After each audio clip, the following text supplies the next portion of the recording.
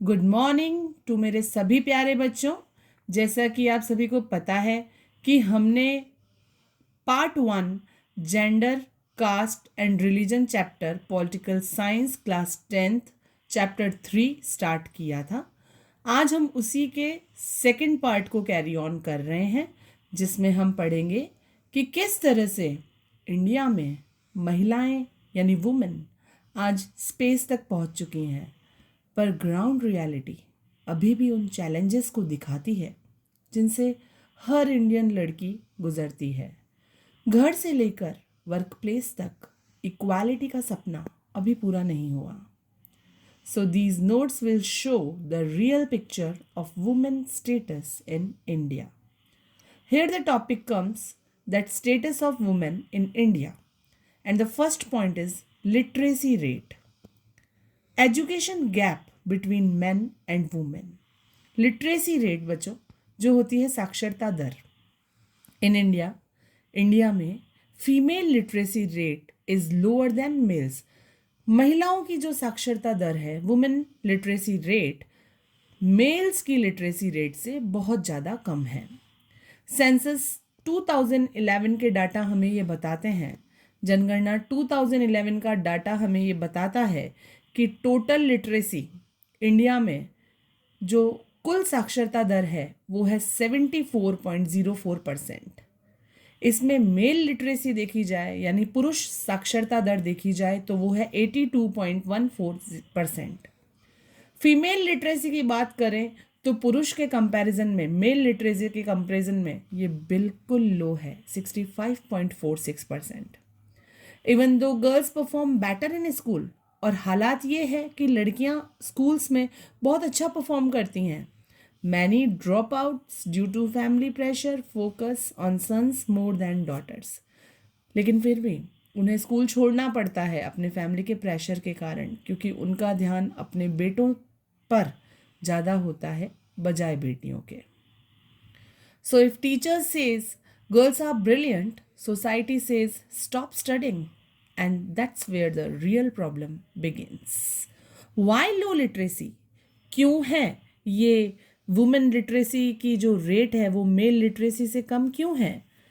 जल्दी शादियां कर दी जाती है लड़कियों की, हाउस होल्ड रिस्पॉन्सिबिलिटीज़ डाल दी जाती है उनके कंधे पर, और गर्ल्स के सपोर्ट की कमी के कारण एजुकेशन भी कम हो जाती है। सेकंड पॉइंट हम लें तो वो है अनपेड वर्क, यानी कि लड़कियों के हिस्से में वो काम आता है जिसके लिए उन्हें किसी तरह की कोई तनख्वाह नहीं मिलती।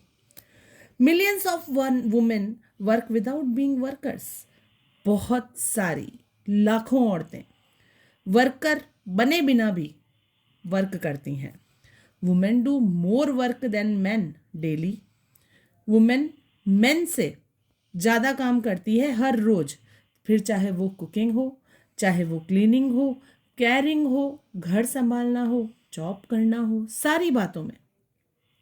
But house work is not counted as work. लेकिन सही मायनों में देखा जाए तो हाउस वर्क को वर्क के रूप में काउंट ही नहीं किया जाता।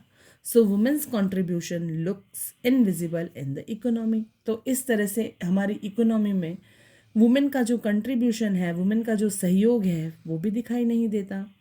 हाईली पेड जॉब्स, ऐसी बहुत कम औरतें होंगी जिनको अपनी जॉब्स के लिए सैलरी मिलती है, बहुत अच्छी सैलरी मिलती है, क्योंकि मोस्टली चाहे वो आपकी मम्मा हो, चाहे वो आपकी दीदी हो, आपकी छोटी बहन हो या आपकी बड़ी बहन हो, या घर में कोई भी वुमेन हो, दादी नानी सब, if you come home from your office और जॉब, आपको आपका वेलकम करने के लिए सबसे पहले आपकी मदर मिलती है जो एक वुमेन है।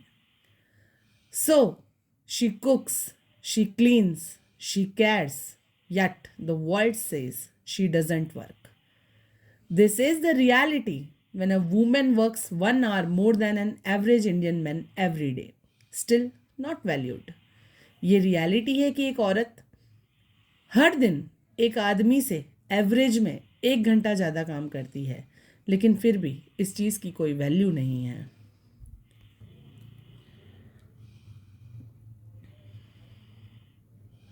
बड़ा जेंडर डिफरेंस का जो सबसे बड़ा पॉइंट है वो हमारे पास यहाँ है कि डिफरेंसेस वेजेस। आपको पता है औरतों और आदमियों की यानी मेन और वुमेन की सैलरी में भी डिफरेंस होता है, वेजेस में भी डिफरेंट होता है। हालांकि काम सेम ही होता है, लेकिन as women they have too less pay. This is the law that equal remuneration act 1976, equal wages for equal work, इस चीज़ को ख़त्म करने के लिए कि औरतें कम काम कर रही हैं या ज़्यादा काम कर रही हैं या बराबर काम कर रही हैं फिर भी उनको कम तनख्वाह दी जाती है, इस चीज़ को ख़त्म करने के लिए 1976 में एक लॉ पास हुआ था जिसका नाम था इक्वल रिम्यूनरेशन एक्ट 1976। इसमें यह तय किया गया था कि मेन एंड वुमेन दोनों ही इक्वल वर्क के लिए सेम वेजेस को लेंगे। बट रियलिटी अभी भी, आज की भी यही रियलिटी है कि बहुत सारे सेक्टर्स में, चाहे वो फार्म हो, चाहे वो सिनेमा हो, चाहे वो स्पोर्ट्स हो, एजुकेशन हो, हर जगह womens get less salary. Women are paid less, women को कम पे किया जाता है, जबकि हालांकि वो काम या तो इक्वली करती हैं या ज़्यादा करती हैं। सो टैलेंट सेम, मेहनत भी सेम, पर pay cheque small. Why? Just because she is a woman. सोचिए। Here the another topic comes, child sex ratio. Girls are missing before birth. लड़कियों को जन्म से पहले ही मार दिया जाता है. Son preference is still strong in many parts of India. आज भी इंडिया के बहुत सारे पार्ट्स में बेटों को प्रेफरेंस दी जाती है. Many families want boy child. बहुत सारे परिवार 4 लड़कियां हो रही हैं, 5 लड़कियां हो रही है, लेकिन उसके बाद भी बेटे की चाह में फिर से डिलीवरी कंज्यूम करते हैं. नॉट गर्ल्स, ऐसा गर्ल्स के लिए नहीं होता. सेक्स सेलेक्टिव अबॉर्शन, देखा जाए कि अगर पता चल जाए कि हमारे पेट में पल रहा बच्चा अगर लड़की है तो उसका अबॉर्शन करवा दिया जाता है. फ्यूअर गर्ल्स बेबीज़, तो इससे जो गर्ल्स है उनका नंबर कम हुआ है. सेंसस 2011 के डाटा बताते हैं कि वहाँ चाइल्ड सेक्स रेशियो जो था 0 to 6 ईयर्स का, वो पर 1000 बॉयज़ पर गर्ल्स का रेशियो 919 था. सम स्टेट्स इवन, कुछ स्टेट्स में तो 850 और 800 तक भी था. सो मैप शोज दैट जो बेस्ट रेशियो था वो केरला, तमिलनाडु और कर्नाटका में था, एंड द वर्स्ट रेशियो जो था वो हरियाणा, पंजाब, राजस्थान एंड गुजरात का था.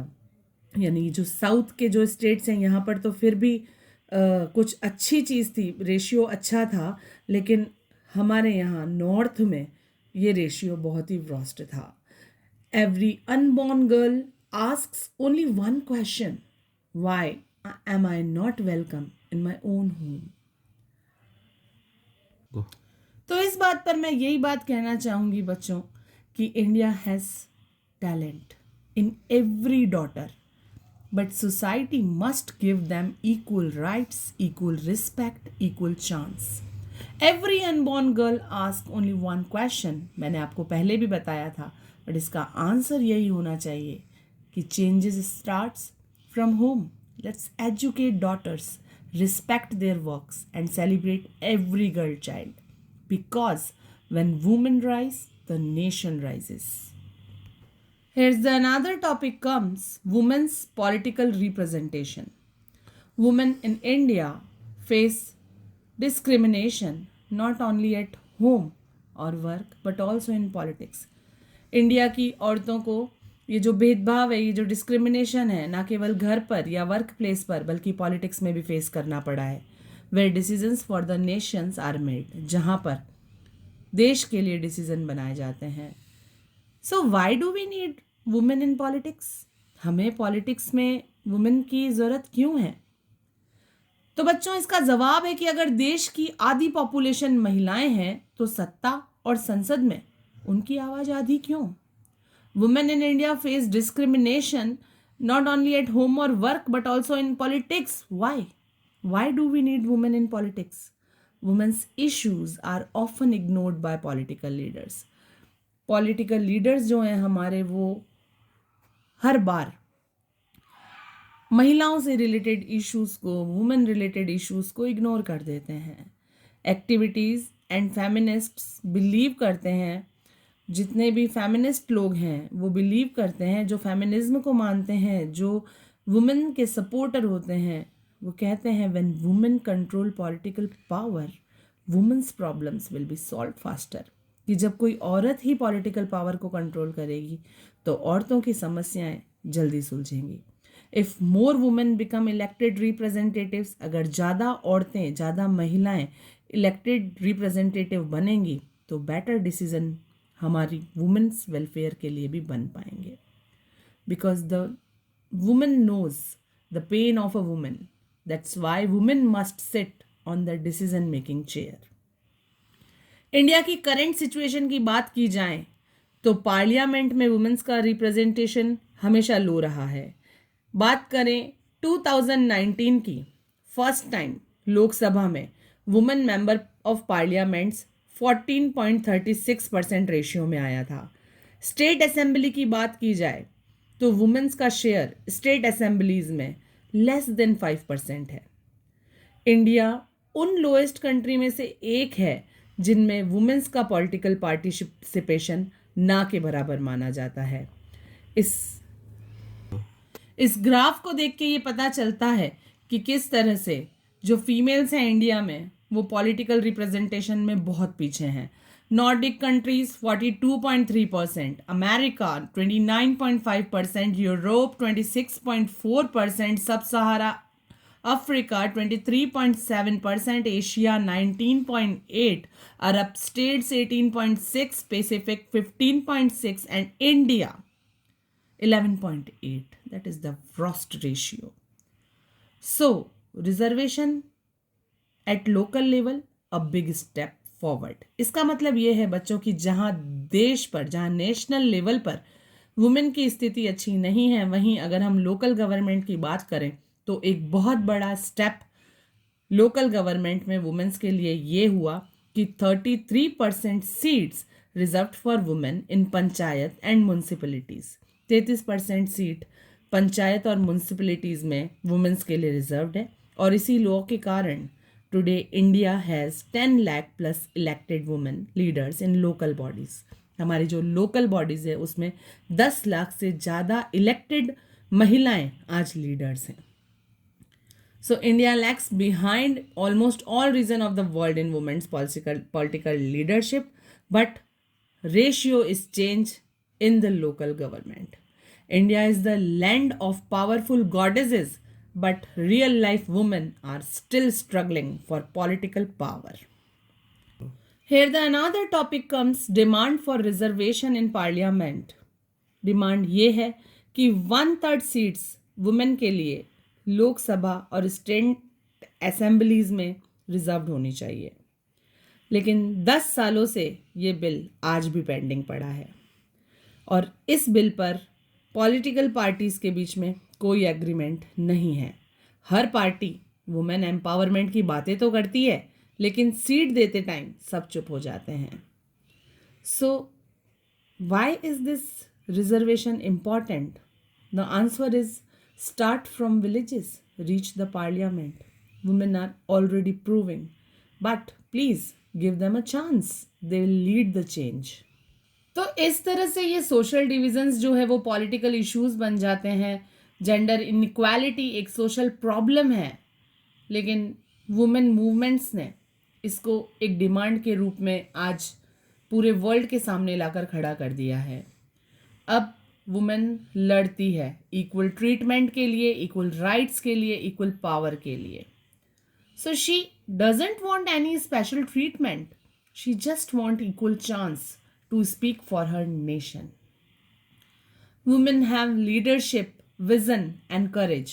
India just need to open the doors of parliament wider. आज नहीं तो कल पार्लियामेंट में भी महिलाओं की बराबर सीट होगी, because women's voice is India's future. India's daughters don't want sympathy, they want opportunity. Their voice must reach schools, workplaces and parliament. Empower the woman because when she leads, India succeeds. मिलते हैं next video में next topic के साथ. Till then Bye bye, my lovely kids.